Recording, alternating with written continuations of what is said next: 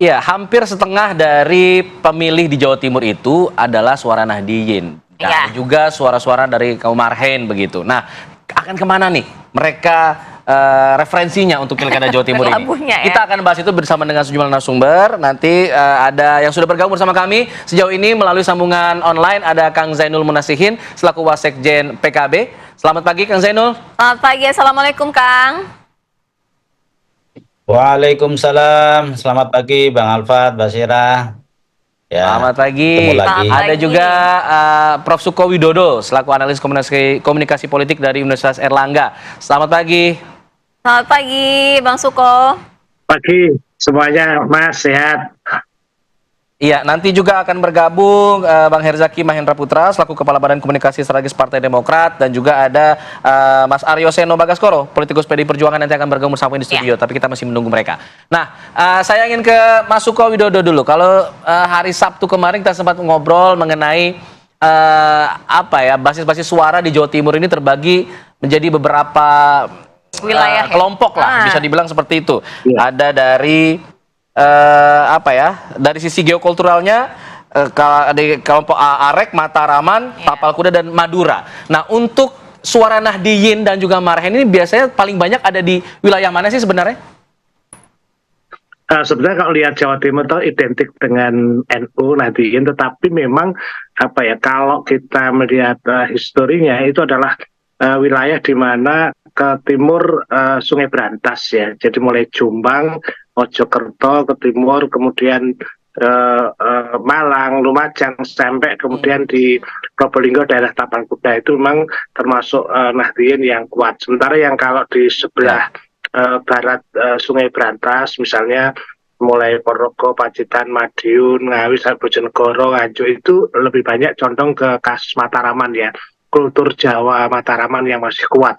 Tetapi perkembangan terakhir kita lihat bahwa hampir semua di Jawa Timur, misalnya setiap kabupaten bahkan kecamatan itu ada pondok pesantren. Artinya NU identik, Jawa Timur identik dengan NU, dan sebaliknya itu yang kemudian jadi bercampur ya. Kalau pendekatannya Clifford Geertz, selama memang ada kelompok priayi, abangan, dan sebagainya, tapi itu tidak lagi. Mereka bercampur dengan masyarakat berkultur Nahdliyin. Jadi susah memisahkannya. Baik. Nah, kalau lihat petanya, ya gimana Mbak? Iya, Mas Suko, kalau misalnya kita lihat kan Mataraman ini kan sebenarnya battleground yang sangat-sangat menarik ya. Kalau kita lihat itu wilayah penting untuk Khofifah Emil, sebab ada PDI dan PKB juga sangat kuat di Mataraman. Artinya akan terpisah di situ begitu ya? Iya.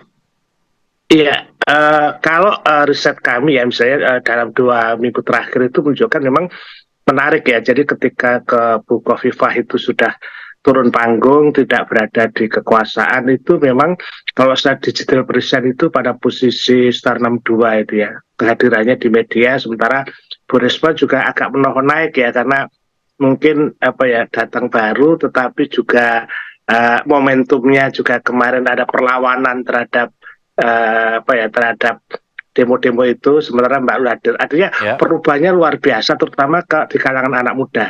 Jadi tidak lagi misalnya kita melihat sebagai Nahdliyin dan itu secara dikotomi berlebih. Hampir semua ada intersect ya. Tapi saya melihat memang di Jawa Timur Barat, Mataram pasti ada pertempuran, dan di sana adalah wilayah merah ya, Ngawi, kemudian dan sebagainya, dan Demokrat yang sangat kuat sekali, di mana Pak SBY di sana dilahirkan. Artinya peluangnya relatif sama. PKB juga kuat juga dari sana. Jadi ini yang perlu dicatat bahwa pilgub ini berbarengan dengan pilihan bupati dan wali kota. Sementara kita tahu PKB cukup kuat, bupati, wali kota ada 18, hampir sama dengan kekuatan PDI. Nah, kekuatan Bu Khofifah itu pada Kim Plus lah. Apakah mengelola partai yang perannya itu lebih rumit atau tidak, ya tergantung dari 2 bulan ke depan ini.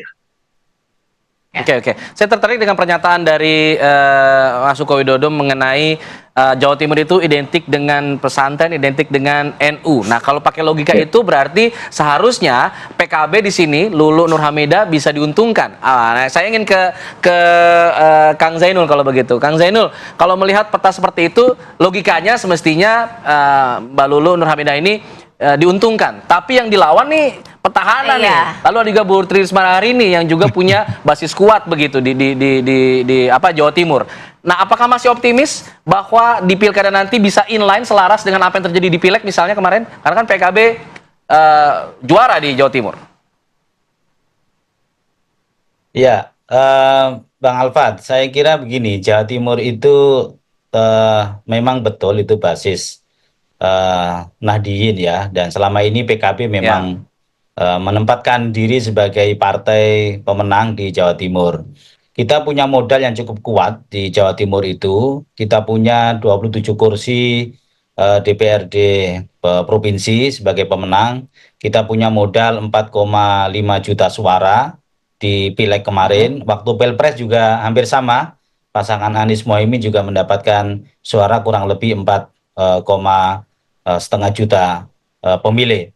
Ini saya kira modal yang cukup bagi pasangan Bu Lulu dan juga Mas Lukman untuk bertarung di Pilkada Jawa Timur.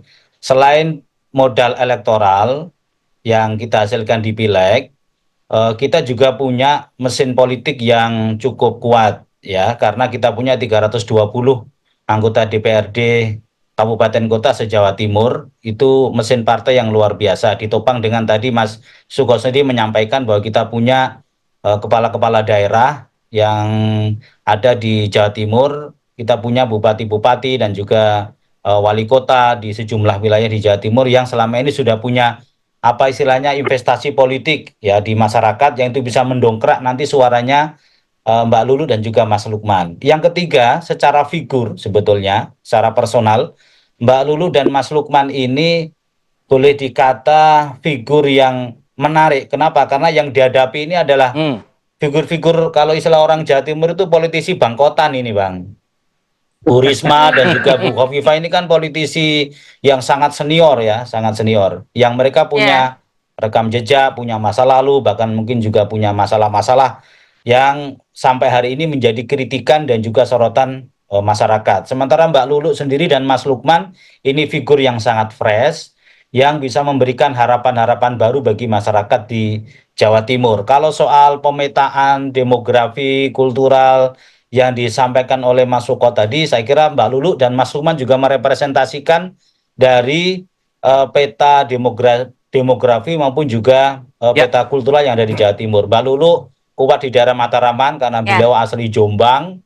Beliau menguasai wilayah Jombang, Kediri, Tulungagung, Blitar, Ngawi, Nganjuk, dan seterusnya. Mas Lukman orang pesisir ya, kuat di daerah wilayah Bojonegoro, Tuban, Lamongan, Gresik, sampai dengan Pasuruan gitu ya. Jadi menurut saya ini secara figur kekuatan Mbak Lulu dan Mas Lukman ini kekuatan yang menurut kami akan memberikan pertarungan yang indah dan pertarungan yang menarik di Pilkada Jawa Timur. Begitu, Mas. Baik, Kang Zainul, ada juga pernyataan gitu, paling tidak ada yang sempat ya memprediksi bahwa pertarungan Pilgub Jawa Timur ini juga paling tidak menguntungkan untuk Tri Risma hari ini karena suara dari Khofifah ini terpecah karena dengan majunya Lulu. Tapi dijawabnya nanti ya, kita juga sudah ada kedatangan dari Mas Seno ya. Usai jeda kami segera kembali.